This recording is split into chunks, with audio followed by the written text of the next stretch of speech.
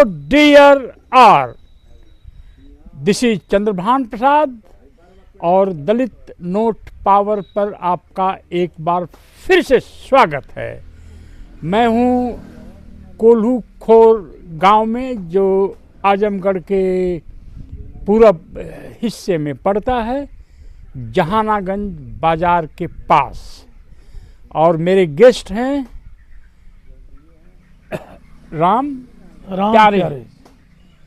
प्यारे साहब, जिनका जन्म 1971 में हुआ था। इनके पिताजी फौज में थे और ये बीएससी एजी की पढ़ाई बीच में छोड़ दिए, नहीं फाइनल करके छोड़ दिए। बीएससी की एजी की पढ़ाई आपने किया है जी।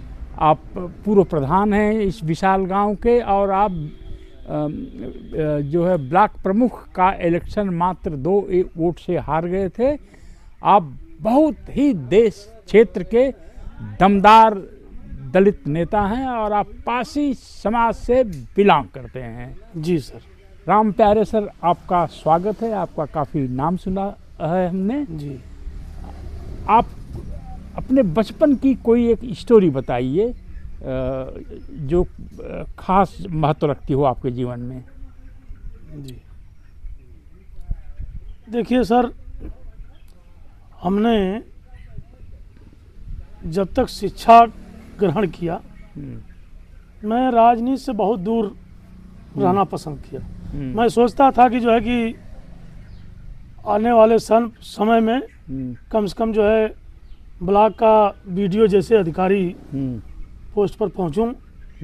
लेकिन कुछ बीच में ऐसी मोड़ आए कि उस लक्ष्य को छोड़ करके मैं भटक गया, राजनीति की तरफ आ गया जो है। तो राजनीति की तरफ तो अच्छी बात है, पाए आप जैसे बहादुर लोगों को होना चाहिए राजनीति में। तो मैं राजनीति में आया और पंचायती राज एक्ट लागू हुआ 1995 में। उस समय मैं क्षेत्र पंचायत का सदस्य का चुनाव लड़ा और चुनाव भी बहुत दमदार व्यक्ति के खिलाफ लड़ा जो है।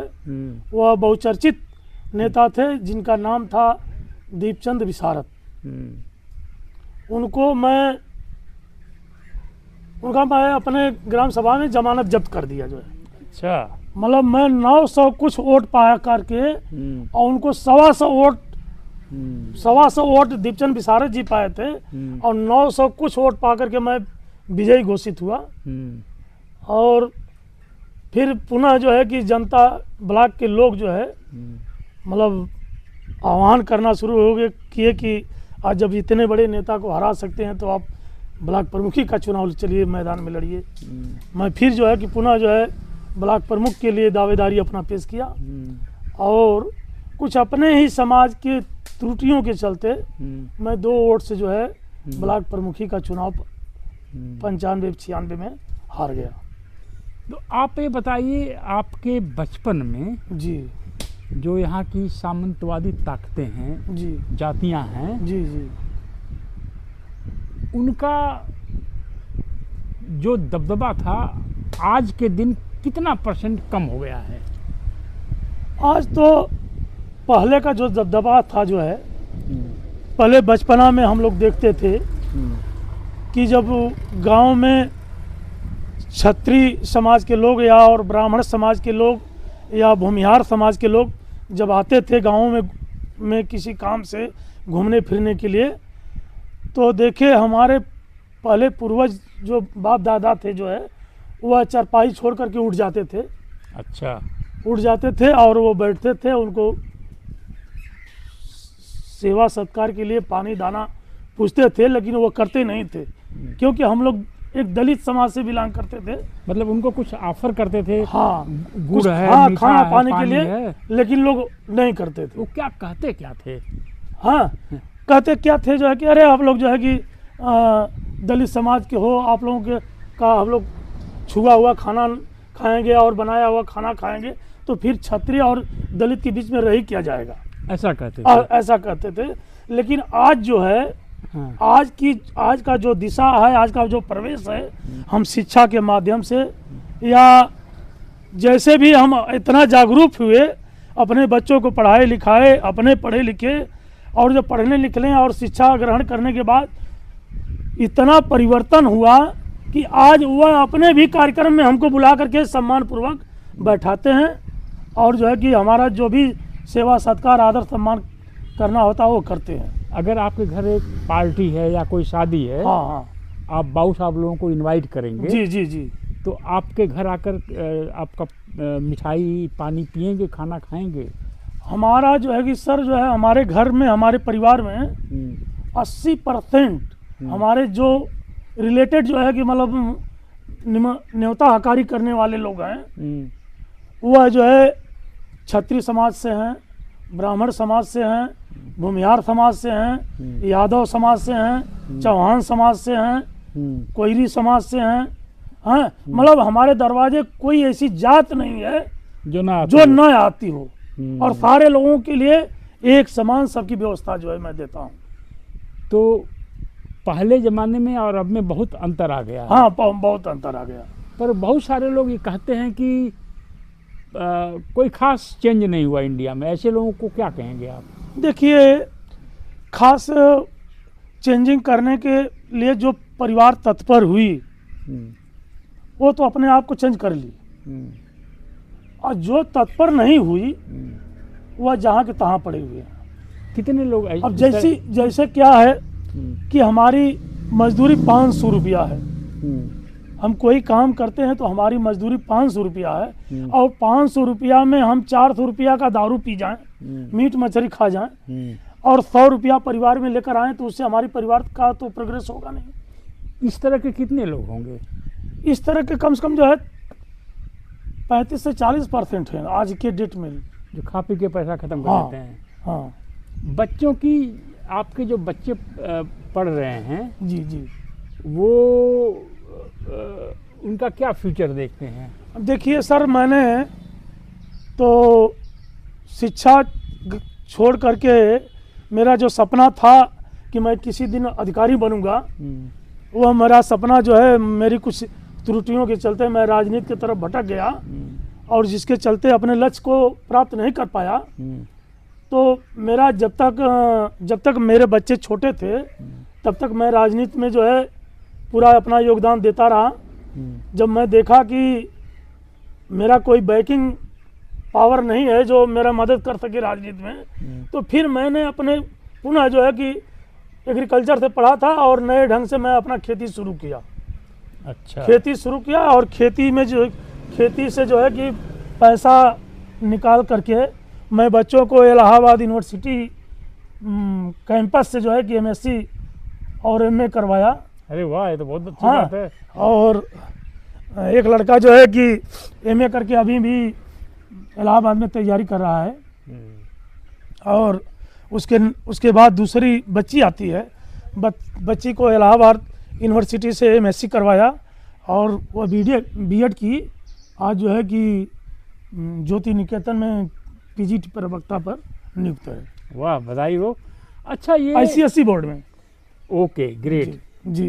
तो पारसी समाज के विकास में बाबा साहब अम्बेडकर के विचारों का कुछ असर है? बाबा साहब हमारे दलित समाज के वो भगवान हैं। अच्छा। वो हमारे इष्ट हैं जो है। पर लोग कहते हैं कि पारसी समाज के लोग बाबा साहब को उतना नहीं मानते हैं। नहीं सर, ऐसी बात नहीं है। हाँ। मानते हैं हम लोग। हाँ। हम लोग जो है, जैसे क्या हुआ कि अब चमार बिरादरी के लोग कहते हैं कि हमारे समाज में पैदा थे, तो उनको जो है कि वो कढ़ाई वराई भी चढ़ाते थे, पूजा अर्चना भी करते थे, लेकिन हम लोग वो सब काम नहीं करते हैं। हम लोग जो है उनके जन्मदिन के रूप में हम लोग धूमधाम से बिरहा हुआ गाना बजाना के साथ जो है कि उनको मनाते हैं, और जितना भी हमारे समाज की पब्लिक रहेगी सबको अच्छा से अच्छा नाश्ता पानी हम लोग करवा के विदा करते हैं। आपके कहने का मतलब यह है कि पारसियों में भी अम्बेडकरवाद धीरे धीरे प्रवेश कर रहा है? प्रवेश नहीं सर, प्रवेश है। प्रवेश हो चुका है जो है, ऐसी बात नहीं है। तो अभी जो पढ़े लिखे हैं लोग, वो लोग उनके विचारों को स्थान देते हैं और उनको अपना भगवान मानते हैं जो है। आप बताइए, अगर अम्बेडकरवादी हैं तो दलितों में इंग्लिश एजुकेशन कितनी ज़रूरी है, आप क्या सोचते हैं इस पर? देखिए सर, आज के डेट में इंग्लिश पर ही जो है ज़्यादा से ज़्यादा वर्क जो है कि इंग्लिश पर ही हो रहे हैं। 80% 90% टोटल इंग्लिश टू इंग्लिश हो रहा है। किसी भी ऑफिस में जाएंगे तो आपका बायोडाटा से लेके वर्क तक जो है कि सब आप इंग्लिश में लिख करके दीजिए। तो स्वाभाविक है कि कठिनाइयों को देख करके अपने बच्चों को उसी हिसाब से हम लोग भी डाल रहे हैं। अच्छा। इंग्लिश एजुकेशन जो है हाँ। दे रहे हैं। तो आप अभी जो आपका राजनीति में जो अनुभव है, जी जी जी, तो इंग्लिश और गणित पर कब्जा करना आसान है या पार्लियामेंट पर कब्जा करना आसान है? देखिए सर, सबसे ज़्यादा तो जो है कि पार्लियामेंट पर ही कब्जा करना आसान है। अच्छा। क्योंकि आसान नहीं बल्कि ये कठिन है। हमारी समाज जो है, जो पासी समाज है, इतना कट्टरपंथी जात है, यह किसी को अपने रुतबे के आगे जो है कि किसी को समझने वाली जात ये नहीं है। मर जाएंगे, मिट जाएंगे, और सदियों से अब तक जो है मर मिट गए, लेकिन किसी के सामने यह समाज झुकने वाली नहीं है। आप ये इस तरह से बताइए कि इंग्लिश और मैथमेटिक्स पर जी जो आज की यंग पीढ़ी है, जी जी, उस पर ध्यान देना चाहिए या राजनीति पर? देखिए सर, जब सभी लोग राजनीति पर ध्यान देंगे तब तो जो है कि उन परिवारों का कल्याण हो चुका। समाज के अंदर कुछ जो बुद्धिजीवी वर्ग है उसको राजनीति में आगे ले जाइए, और साथ साथ अपने बच्चों को जो है कि शिक्षा की तरफ जो है कि आगे ले जाइए। जब हमारा दोनों जगह कब्जा होगा तब तो जो है कि हम जाकर के अपने समाज को विकास के पथ पर ले जाके खड़ा कर पाएंगे। तो क्या आपको लगता है कि दलित इतनी आसानी से पार्लियामेंट पर कब्जा कर पाएंगे? सर, वो दिन बहुत दूर नहीं है। जब मैं बता रहा हूँ कि अमित शाह गृह मंत्री जैसे 2-4 पैदा हो जाएं भारत के अंदर, तो मैं बता रहा हूँ कि 2 चुनाव जाते जाते जो है भारत के ऊपर जो है कि दलित कब्जा कर लेंगे, उसमें कोई दो राय नहीं है। ये तो बहुत ही इंटरेस्टिंग बात आप बता रहे हैं। 2 चुनाव जाते जाते भारत पर कब्जा कर लेंगे, उसमें कोई दो राय नहीं। आज की डेट में हमारी उतनी आबादी है कि हम जब चाहें तब जो है मुख्यमंत्री और प्रधानमंत्री पैदा करके खड़ा कर देंगे जो है। यानी कि दलित जो आइकन्स हैं, जैसे बाबा साहब अम्बेडकर हैं, जी जी, इस पर जो हमला करेगा या इनकी जो अवमानना करेगा जी, तो इसका रिएक्शन दलितों में यूनिटी के रूप में होगा। हाँ, पक्का रिएक्शन होगा सर। हम युद्ध करने के लिए तैयार हो जाएंगे। हाँ, पक्का। इसमें उनके मान सम्मान के ऊपर अगर कोई ठेस पहुंचाया तो उसको हम कलम कर देंगे, जो है कि मर मिट जाएंगे लेकिन छोड़ेंगे नहीं। तो पर आरएसएस तो बहुत मजबूत संगठन है, कैसे लड़ेंगे उससे? आरएसएस से भी जो है पासी समाज तो जो है कि आज के कई सदियों पहले ही जो है क्रिमिनल जात जब पैदा होते थे तब उनका नाम जो है कि थाने में दर्ज होता था। उनसे बड़ा क्रिमिनल कौन है इस धरती पर? आरएसएस जो है कितना दिन टिकेगी जो है कि पासियों के आगे? पासी की फौज अगर खड़ी हो जाए तो 1 मिनट ये लोग टिकने वाले नहीं है। हाँ, तो धीरे धीरे ताकत अपने समाज में आ रही है। हाँ, केवल समाज से डर खत्म हो जाए, ये लोग कुछ भी नहीं है। हाँ, हाँ, और बाबा साहब पर की आलोचना, बाबा साहब की बेइज्जती करने वालों की खैर नहीं है। खैर नहीं होगी, कतई नहीं होगी, वो बर्दाश्त से बाहर है।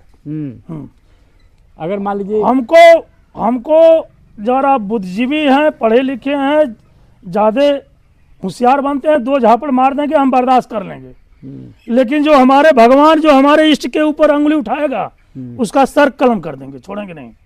तो अगर दिल्ली में मान लीजिए कोई बड़ा नेता यह आह्वान करे, कॉल करे कि बाबा साहब के सम्मान के लिए दिल्ली में एक रैली है, तो आप पहुंच जाएंगे दिल्ली? पक्का पक्का पक्का, हर काम छोड़कर जाऊंगा जो है।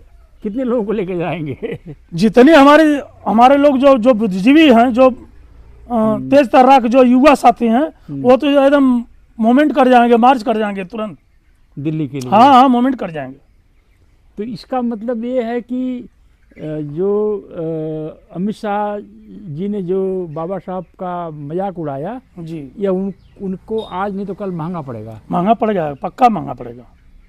हाँ इसमें दो राय नहीं है। महंगा तो इतना पड़ जाएगा सर कि जिस तरह का वो भाषण दिए हैं पार्लियामेंट के अंदर 2-4 बार और रिपीट कर दें तो सबसे पहले दिल्ली के एयरपोर्ट को कब्जा हम लोग करेंगे कि यह अमित शाह किसी जहाज से उड़ करके विदेश न भागने पावे और इंडिया के कोने में भी रहेगा तो खोज करके मारने का काम करेंगे। चलिए, वायलेंस में तो हम लोग विश्वास नहीं करते हैं, बाबा साहब वायलेंस कभी नहीं सिखाए हम लोगों को, पर आपकी भावना मैं समझ सकता हूँ हाँ। कि बाबा साहब पर कोई हमला बर्दाश्त नहीं होगा। नहीं होगा। तो आप पॉलिटिक्स में हैं, आपको तो एमएलए बनना चाहिए सर। जैसे मजबूत लोग एमएलए बनना चाहिए, एमपी बनना चाहिए। देखिए सर, जो है कि अभी हम जो है जब मैं देखा कि अपने समाज में हमने जब राजनीति में आया तो जिस पार्लियामेंट के अंदर मैं था, मेरी लालगंज की पार्लियामेंट थी 95 में, और उस समय सबसे पहले जो है जब सपा और बसपा का गठबंधन टूटा तो बहन जी जिस सीट पर जो है चमार को लड़ाने का काम किया उसी सीट पर जो है मुलायम सिंह, माननीय मुलायम सिंह ने जो है पासियों को और जो है कि खट्टी को और धोबी को चुनाव लड़ाने का काम किया। यानी दलितों में ही एक तरह का बंटवारा हो गया। हाँ, अच्छा। तो राजनीतिक बंटवारा है, लेकिन जो सामाजिक मंच पर दलितों के ऊपर जो अगर कोई प्रहार करेगा उसके लिए हम एक हैं। अच्छा, तो आप ये बताइए कि बाबा साहब के ऊपर इतना हास्यास्पद बयान आया किसी का पार्लियामेंट में, जी जी, पर अधिकतर दलित नेता चुप क्यों रहे पार्लियामेंट में? सर जो है यहाँ आज की जो नेता हैं, आज की जो राजनीति है, सबसे पहली बात तो जो है कि कम से कम 40% लोग जो है पैसों के बल पर, ईवीएम के बल पर, अधिकारियों को खरीद करके ये चुनाव जीत करके जा रहे हैं। तो चुनाव जीत कर जा रहे हैं तो स्वाभाविक है कि अपनी कुर्सी को जो है छोड़ने में भी उनको माया लगेगी, लेकिन जो जमीन पर चल करके लड़ाइयाँ लड़ करके कार्यकर्ताओं को दुख सुख में जो है कि खड़ा होकर के उनकी लड़ाई लड़ करके अगर वो पार्लियामेंट और विधानसभा के अंदर पहुंचे हैं तो वह इस्तीफा का दे देंगे ऐसे बयान पर। अब मैं बता रहा हूं कि करीबन 150 के लमसम जो है 132-33 सांसद हैं हम पार्लियामेंट के अंदर एससी कास्ट के। जिस दिन जो है कि अमित शाह बयान दिए उसी समय जो अगर पार्लियामेंट आउट कर जाते, बहिष्कार कर जाते पार्लियामेंट का और नहीं इस्तीफा दे देते तो आज सरकार गिर जाती। तो आपके हिसाब से, आपसे बातचीत के नतीजे ये निकलते हैं कि पासी समाज भी अंबेडकरवाद को अब स्वीकार कर रहा है। हाँ, कर रहा है। पासी समाज और चमार समाज में भी भाईचारा बढ़ रहा है। हाँ, बढ़ रहा है, ऐसी बात नहीं। और बाबा साहब पर कोई भी हमला बर्दाश्त नहीं होगा।